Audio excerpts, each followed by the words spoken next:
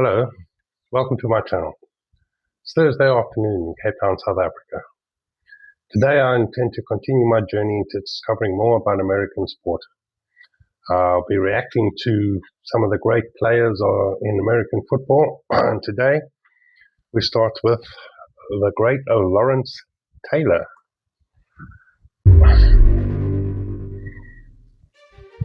April 28th, 1981. The New York Giants, first round selection, Lawrence Taylor, linebacker, North Carolina. New York Giants. Little did they know, he was going to become the most dominant defensive player of all time. He looks mean.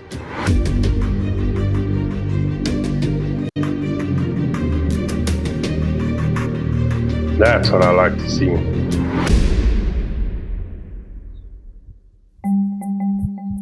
The dude's career started off legendary. On his draft night, he claimed he drank 41 beers.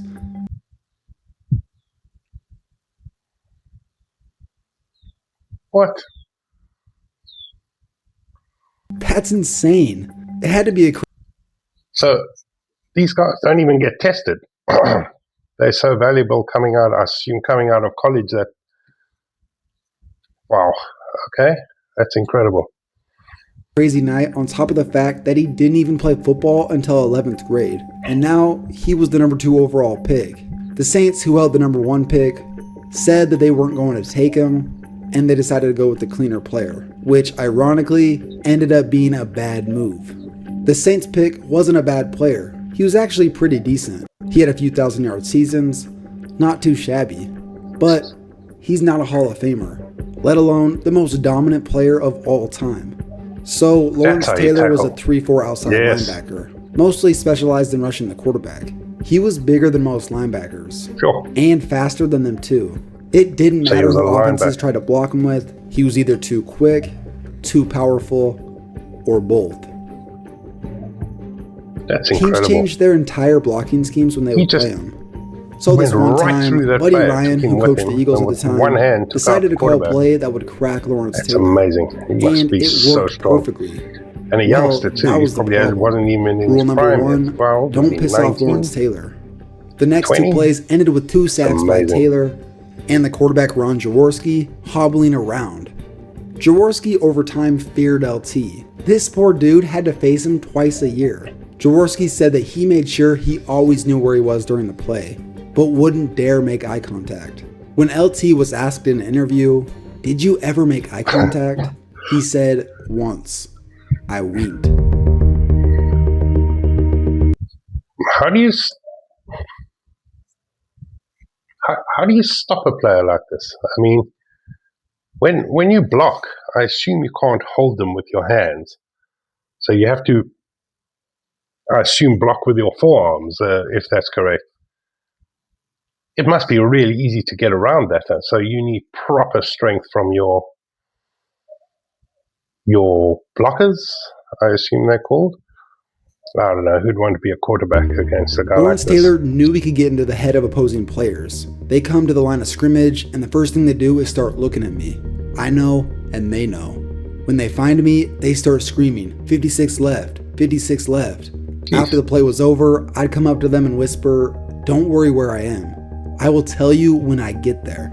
Not only was he a complete freak of nature physically, but he just was insanely reckless and a hardcore partier. Yes, he would show up to practice reeking of booze, and to counteract the stench, he would down an entire bottle of Scope. I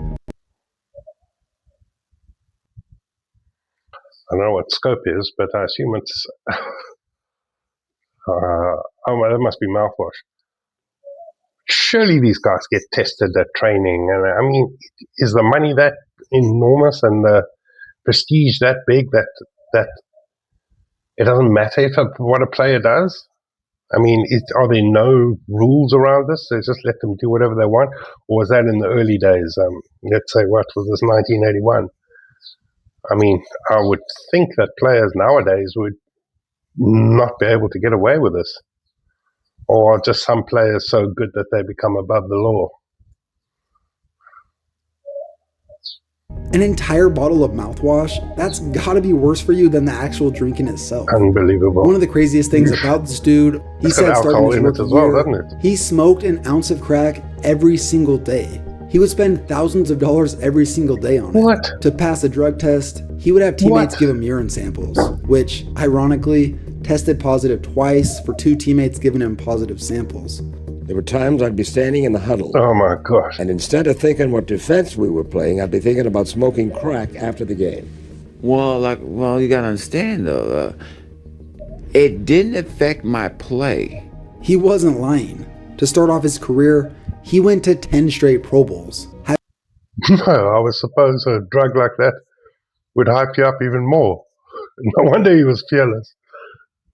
Having 7 seasons in a row with double-digit sacks, 86. including 20.5 sacks and the NFL MVP in 1986. Crack and cocaine didn't slow. Well, it doesn't slow a player down. I mean, how much time do they actually spend in a game? Actually physically playing the game. I mean, his job is done. He rushes after the quarterback. That's what, 5 seconds?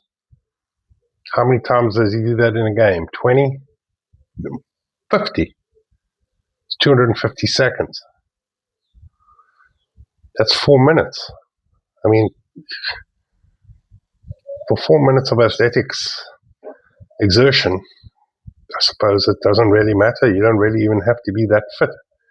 Although you do have to be strong, so I would assume working out in the gym is a priority. LT down. Well, neither did injuries apparently. I made a video about how tough Jack Youngblood was, but this is pretty ridiculous as well. Playing against the New Orleans Saints, LT came off the edge, but as one of the offensive linemen he had beaten fell down, he brought his weight down on Taylor's arm, which ended up tearing a muscle in his shoulder. Clearly in a ton of pain, LT was not going to be denied the opportunity to play, even if it meant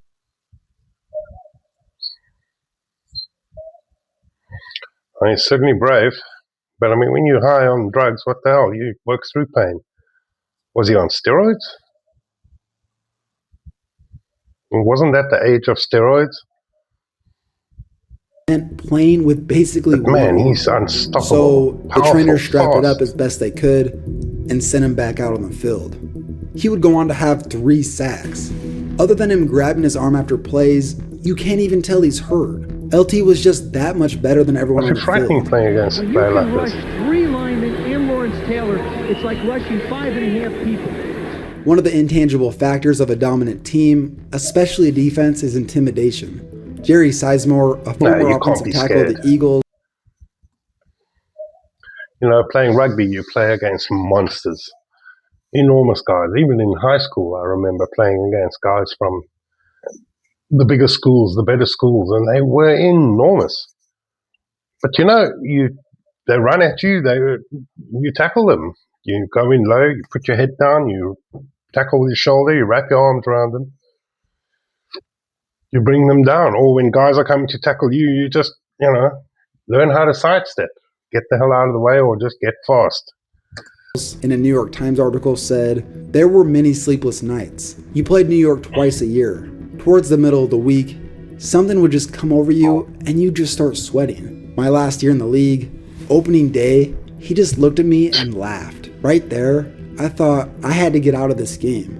The dude ended up quitting after that season. In the same interview, he also said, quote, "I'm glad that LT was on the left side and that I was on the right, so I could play as long as I did." The last thing I gotta talk about is LT's most famous play. Even though I'm sure a lot of you have seen this, I'm just gonna say this now. Discretion is advised. Flea flicker back to Theismann. Theismann's in a lot of trouble. And it was Lawrence Taylor who slammed Theismann to the ground at the 42-yard line. The blitz was on. That's not necessarily a good play to have called. And quickly, Lawrence Taylor is up saying Theismann is hurt. LT completely Oh, snapped the no. man's leg. One of the most Oh, gruesome no. injuries in NFL history. Oh, Could you that's just imagine unfortunate. being Joe Theismann's backup Wow, going in that's after that horrible. play? But that wasn't Taylor's fault. Quarterback. How do you've got players coming at you from 360 degrees as a quarterback. Plus you're wearing a helmet, so that's got to limit your field of vision. At least your peripheral vision. And a guy hits you like that with that kind of intensity, ouch. That must have ended his career. Wow. Oh, please don't hurt me.